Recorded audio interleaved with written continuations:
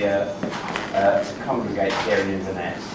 And that Wendy has produced a wonderful family tree which explains everybody's relationship to one another. I think it's a wonderful opportunity for everybody to sort of make acquaintance, get to know one another, and hopefully this is just the start of a lot of meetings, reunions, and what have you. Let's hope that this isn't the last. I think that the format of the evening is very free-flowing, and there's lots of material here, and lots of things to see.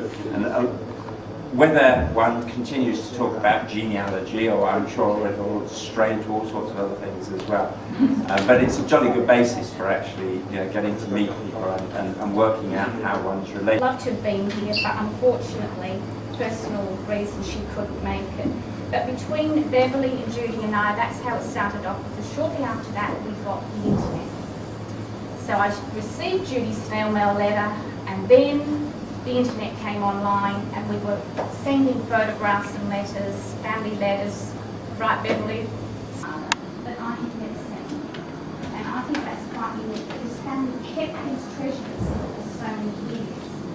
So anyway, I might meet Duncan if he's right. It has come from all of you sending in your pieces. Sometimes like getting blood out of the stone, but ever. So I hope you will take time to read these, if not now, but in the weeks as well as their own after I'm gone. Next, Sean came online, right, Sean? You came in touch with Judy and Ted and Duncan. So the four of us were flying photographs around. And your enthusiasm through Sean, through Duncan, right? And then, thank you so much. Where are they all? I know you've got Alex here. I mean, it's just wonderful that you can be here because Annie, where are you tonight? Once again, please put up with a lot of 9, 40 kilos of clothing. So, and of course, all our luggage went to sea. It organised all this really there. I apologise for not listening to all of them, so thank you. So as they travelled from afar, I thank you from the bottom of my heart, and those who hopped in their car from the Black Isle, I thank you as well. So once more, thank you for coming along and contributing to the success of this weekend and keeping the memories of those gone before alive. Beverly is a wonderful sleuther, I call her. She has gone through all these photographs with a magnifying glass. And when we first had just this and this brooch on Isabella's chest, and that same brooch on our Catherine Mackay's chest. Right, yeah? And you said this is Isabella and Duncan Donald's daughter, right? All because of this Luxembourg. And I don't know if you know what a Luxembourg is, a lot of it mine, but it started with Mary Queen of Scots. It was a betrothal brooch. This brooch was given to your betrothed, and then it was handed on to the daughters, and it was laid on the chest of babies to ward away evil, right? And laid with Calvary. So Beverly, I know you've bought one, but I bought one for you too. So that's my hand. Now she's got something else, obviously. Well, the thing is, I think what we can do is exchange.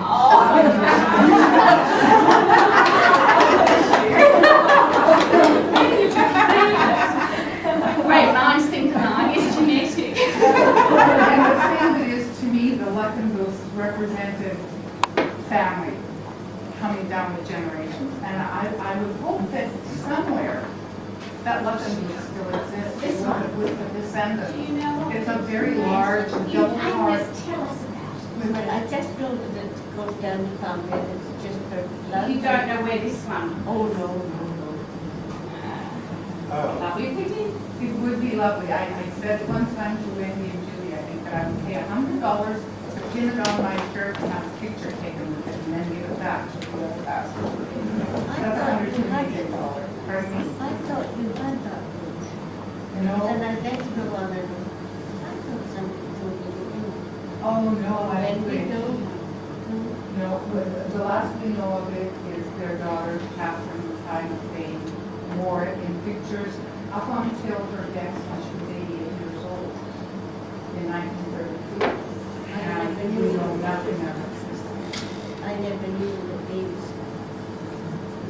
So it went down through the Mackay. And I couldn't find it.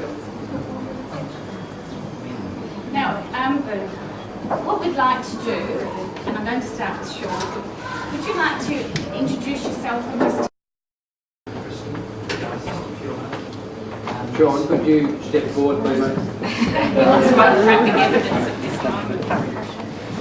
Okay, in case you didn't hear, my name is Sean Mackay, and tonight is my wife Christine and my sister Fiona. But I suppose you could say we're representatives of the Mackays from about Thailand, from Fife, and there are a great many down there, but unfortunately there's only us that can make it tonight. We have some photographs of the other Mackays from Fife in there. We've got the album. So, very good. This is my husband Rodney, who's come from Melbourne. This is my daughter Joanne, who's doing a PhD at St Andrews, and she's just come up from the weekend. The rest of the family are in Melbourne. And how we came about to actually end up in Australia, nobody knows. Except that we're classed as 10-pound pops, and we left in 1965, and we've been there ever since. So we're here tonight, and that's it. And our two children, Samantha and Courtney, we're from Perth, West of Australia, and we're Wendy's relations, I'm Wendy's daughter. And we've come over to support Mum and to find out a bit more about the family history. Mum's betrothing it all to the children, bequeathing it all to the children. So they're going to carry it on. I don't have the same interest, but I love to come and meet everybody, and I love genetics and looking at the related and family features. So mine's a purely scientific exercise. and also because I love to meet everybody basically, and to come back and see all Mum's places that Mum talks about, because Mum's brought up in Inverness. And so to come and see Inverness is just amazing, and just share it with my husband and the kids. And then to meet everybody, it's wonderful. So, yeah, that's what we do. Meet all of you, and first I want to thank Wendy for everything she's done, and Duncan, Sean, Malcolm, Donald, children, a daughter who's 36 and has 3 beautiful grandchildren. Mine, they are 15 and a half, Amanda, just turned 13, Stephen, and Riel, who's 7 years old. And our son, Rod, is currently serving in Afghanistan. And part of the reason that I'm so far behind and not caught up with all this stuff is that he invited me to go and meet him in Thailand on his mid-tour furlough. So his sister and I went, and I only had 9 days at home between that and this. What can I say? I'm breathless. It's been wonderful. I'm so glad to meet you all. Have a wonderful time, and let's keep in touch. Domineering the Croft chose another profession. One of the generations, Duncan's ancestors, who worked on railways and started an engineering line. And in another generation, my granddad, Donald, moved south to run the post office, leaving the Croft in other hands. So there are these moves away from the Croft in both of those generations. So my granddad, Donald, was brother of father of Tom, Agnes's husband, and my mother and Tom were cousins, and all of that family kept up links from the Croft. And when we were young, in the 60s and 70s, my brother and I did separate visits to Balvineri, and we've progressively kept up the relationship, fallen deeper in love with the people in the place. I'm just going to collect my wife, Pam, and daughter Lydia.